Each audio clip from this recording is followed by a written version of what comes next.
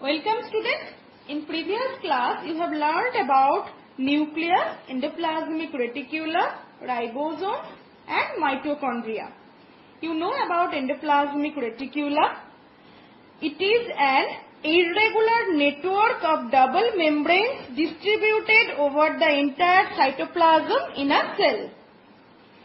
At its outer end, endoplasmic reticulum is connected with the cell membrane. At its inner end, it is connected with the nuclear membrane. You know that it serves as a channel for the transport of material from one part of the cell to the other. Another function, the rough endoplasmic reticulum facilitates protein synthesis, while the smooth endoplasmic reticulum helps in lipid synthesis and various biochemical reactions. Now, Golgi apparatus. Look at the picture of Golgi apparatus here. Golgi apparatus was first observed by Camillo Golgi. The Golgi apparatus occurs in the form of granules, filaments or rods which are supposed to be originated from endoplasmic reticulum. It consists of a set of smooth, flattened cisternae or sac-like structures which are stacked one above the other in parallel rows. Cisternae. The Golgi apparatus is associated with some minute vesicles and vacuoles which bud up from cisternae. Here you see cisternae, vacuoles and vesicles. In plant cells, the Golgi apparatus is known as dictyosome. D-I-C-T-Y-O-S-O-M-E. Dictyosome. Function of Golgi apparatus. It is associated with the secretions of cells such as enzymes and hormones. So now lysosome. You observe the diagram here. Lysosome. Lysosomes are small vesicles of different shapes containing some digestive enzymes. Lysosomes contain 40 different types of enzymes. Their enzymes destroy and digest foreign substances around them. They digest the stored food during starvation of the cell. When cell is old or injured, these rapidly destroy organelles. So many damaged cells are rapidly destroyed or dissolved by their own lysosomes, and hence these are also called the suicide bags. So now centrosome and centrioles. The term centrosome, here you see centrosome. The term centrosome was introduced by T. Boveri. A centrosome is found only in an animal cell. Here, animal cell, you see centrosome. It is a clear area of cytoplasm close to nucleus from which spindle fibers develop during cell division both in mitosis and meiosis. Now, mitosis and meiosis are the types of cell division. We shall learn about mitosis and meiosis later. The centrosome contains two centrioles, which are short bundles of microfilaments arranged at right angles to each other in the microscopic view of cell.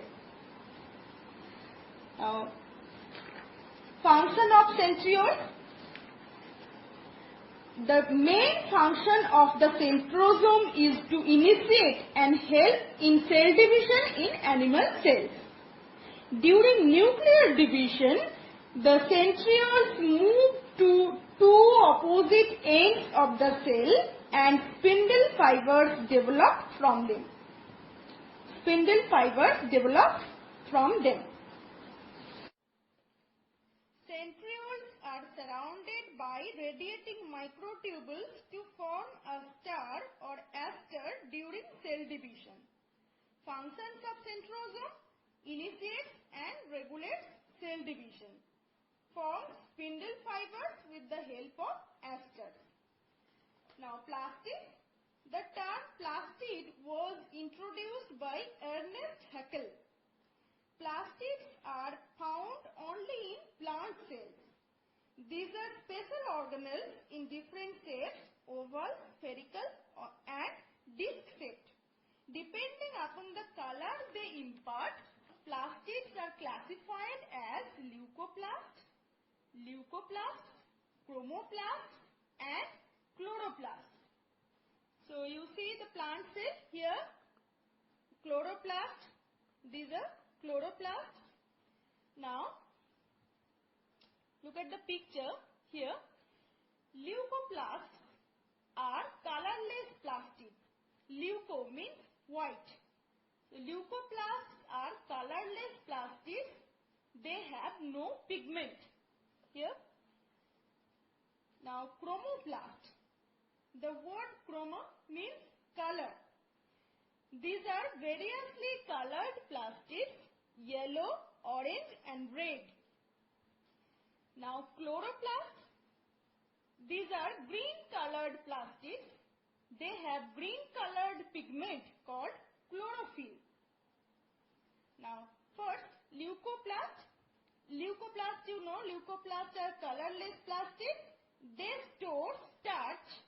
Cells of potato have lots of leucoplasts in them. These are commonly found in the storic cells of roots and underground stems such as potato. The leucoplasts which store starch are called amyloplasts.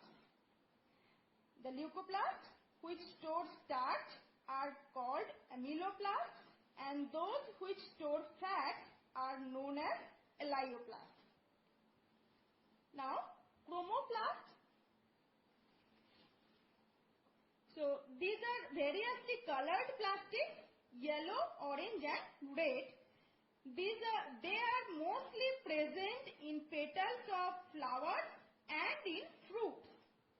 And the coloring substances or pigments associated with them are xanthophyll for yellow color and carotene for orange red.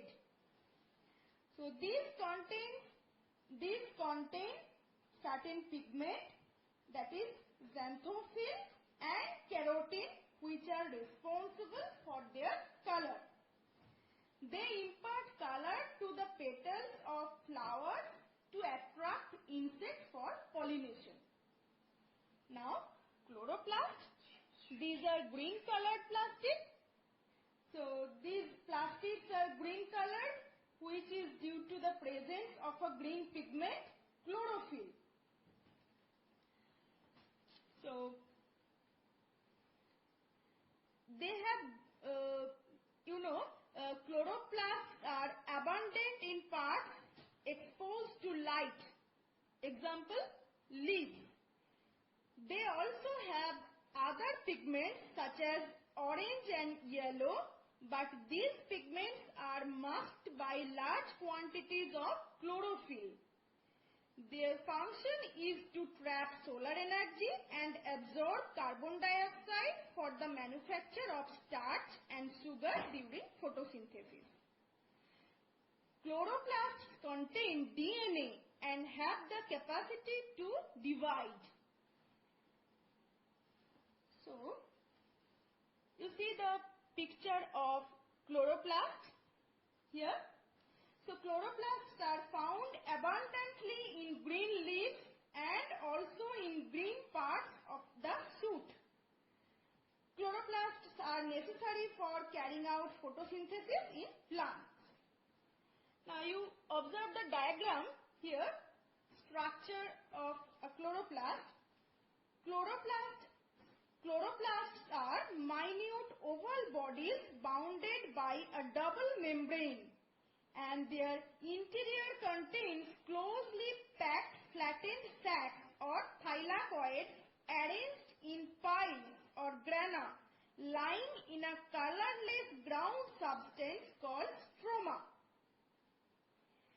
The pigment chlorophyll is contained in the walls of thylakoids. So you Observe the diagram here. Outer membrane, inner membrane, and stroma, ground fluid, stroma. And these are flattened sacs or thylakoids, granum, here pile of thylakoids, granum. So singular form granum and the plural form grana.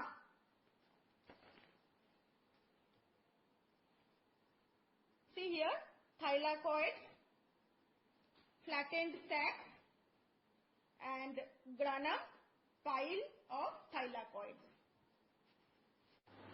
The word chloro means green. So chloroplasts are green colored plastics. Some coloring pigments such as blue, violet and purple are not associated with plastids. Instead, they remain dissolved in the cell sap and give that color to the plant structure. Such pigments are called anthocyanins. Now, non-living substances or cell inclusions. Granules. There are many small particles in the cytoplasm. These particles are believed to contain food materials such as starch, glycogen and fats. Now, vacuoles. See the diagram here, vacuole. These are certain clear spaces in the cytoplasm. They are filled with water and various substances in solution.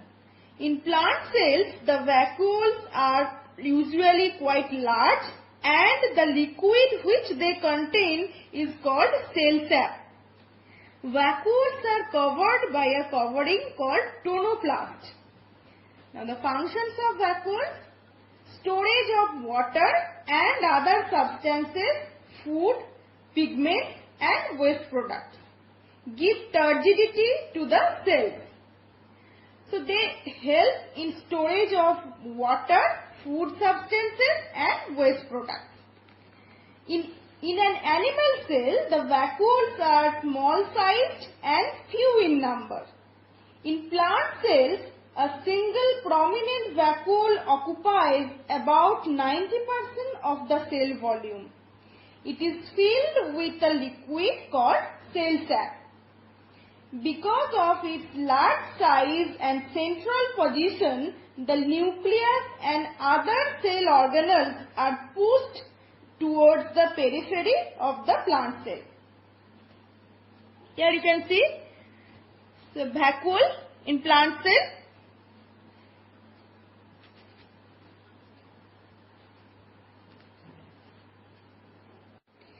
You know about prokaryotic cell and eukaryotic cell. Cells in which nuclear membrane is absent are called prokaryotic cells. They have nuclear material called chromatin fibers which occur freely in the cytoplasm. Example, bacteria. Cells in which double nuclear membrane is present are called eukaryotic cells. Now the differences between prokaryotic and eukaryotic cells. In prokaryotic cell, no well-defined nucleus. In eukaryotic cell, well-defined nucleus with a nuclear membrane. In prokaryotic cell, a single length of only deoxyribonucleic acid or DNA. In eukaryotic cell, several lengths of genetic material or chromosomes containing DNA wound around certain proteins. In prokaryotic cell, small ribosomes, and in eukaryotic cell, larger ribosomes. In prokaryotic cell, no other cell organelles. In eukaryotic cell, several organelles like mitochondria, endoplasmic reticulum, chloroplast, etc. Prokaryotic cell, example, bacteria, blue-green algae. Eukaryotic cell, example, euglena, amoeba, and all plants and animals. You know the differences between plant cells and animal cells. Remember the differences between plant cells and animal cells. In plant cells, a definite cell wall made up of cellulose. In animal cells, no cell wall. In plant cells, centrosome is not present. In animal cells, centrosome is present. In plant cells, vacuoles prominent, one or more, concerned with excretion or secretion. In animal cells, vacuoles, if any, are small and temporary. Plant cells usually contain plastids. Animal cells do not contain plastids. Now size, plant cells usually larger with distinct outlines.